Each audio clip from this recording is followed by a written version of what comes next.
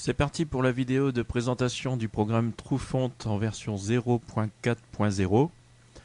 Je vais ouvrir ma machine virtuelle. Alors, lorsque l'on télécharge le fichier, on se retrouve avec un fichier zip. On va le dézipper. Personnellement, je vais utiliser 7-zip. Voilà. Le programme est donc une version sans installation. Je vais lancer le programme. Et me voici dans le programme. On va cliquer sur File, on peut faire Open. Donc il prend des fichiers metainfo.plist qui sont les métadonnées des fichiers UFO. Dans File, on peut importer. Donc on peut importer des fichiers OTF, PFA, PFB, TTF, TTX ou WOFF.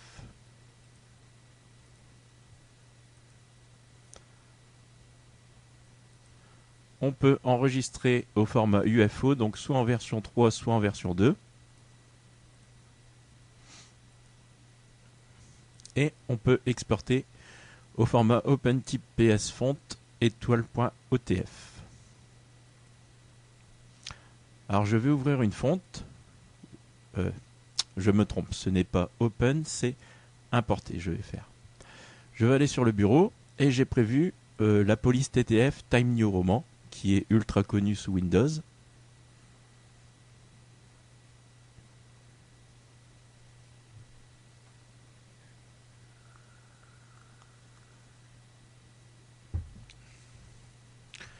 Alors je réduis, il m'a ouvert une nouvelle fenêtre avec toutes les écritures, tous les symboles. On va aller dans Edit, on a des settings, des paramètres. On a l'ensemble des symboles qui se trouvent ici. On a le Metric Windows.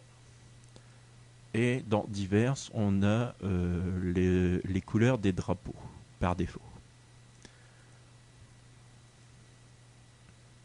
Dans Font, on peut ajouter des symboles. On a l'information sur la police d'écriture. Donc ici, Time New Roman, etc. Tout ce qui est légal, donc le copyright, la licence. On a un onglet OpenType avec toute une série de paramètres. Et idem avec PostScript. Toute une série de paramètres se trouve ici. On a Font Feature. Alors je ne sais pas trop à quoi ça sert, ça m'ouvre une fenêtre.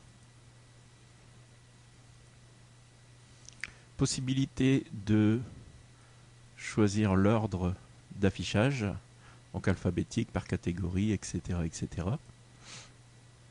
On a tout un onglet Python avec la possibilité de faire du scripting, donc ça c'est de la programmation, c'est une utilisation avancée du programme. Windows, on a un inspecteur avec le nom Unicode, etc., etc. On a le Metric Windows.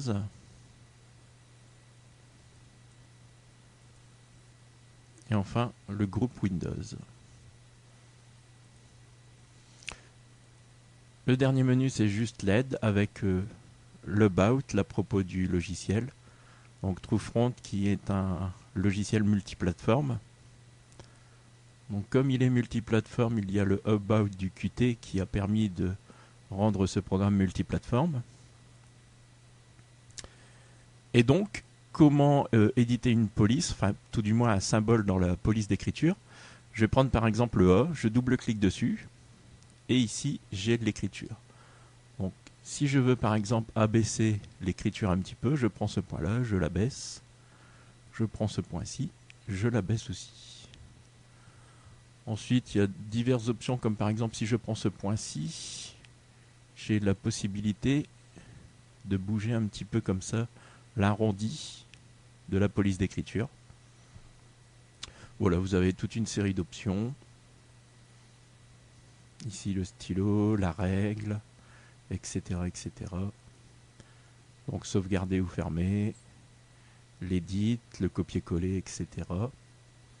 Le symbole, passer au symbole suivant ou symbole précédent. Et la visualisation avec le toolbar, les boutons, etc. etc.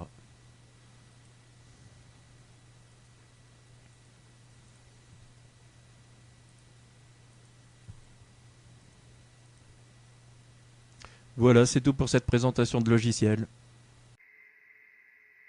Un petit message pour finir. Alors non, je ne vais pas vous inciter à vous abonner à notre chaîne YouTube.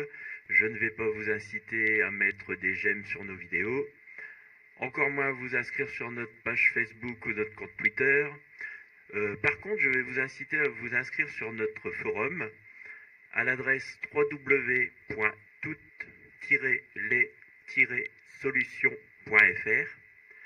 L'inscription est gratuite, l'utilisation aussi. Vous pourrez poser autant de questions que vous voulez sur l'environnement Windows, GNU Linux ou encore macOS, et aussi tout ce qui est mobile, genre Android ou iOS. Bonne journée à vous!